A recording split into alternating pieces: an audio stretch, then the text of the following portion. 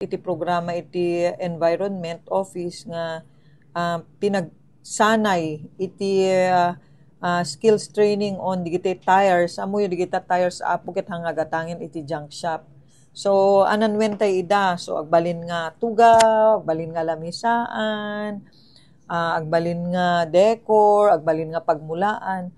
So babaen iti opisina tayo apo iti yan ti kuna tayo nga programa iti Office of the City Environment and Natural Resources. It is skills training on recycling. Duma-duma barangay dito apo nga mayat nga pakipagpartisipar may panggep ka dito ya skills training on dito marekwa dito ya gumgoma kuna tayo old tires. So dito apo ket environmental sustainability and livelihood generation through recycling nga kung kuna tayo.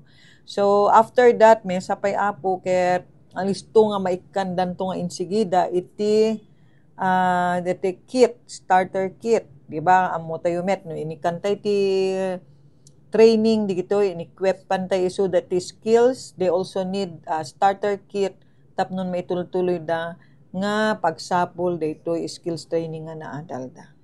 So apo adanto skills training ti panagaramid iti using the old tires into a more productive product line.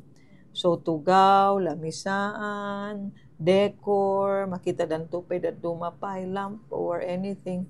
Also to encourage everyone to participate lalo digiti interesado.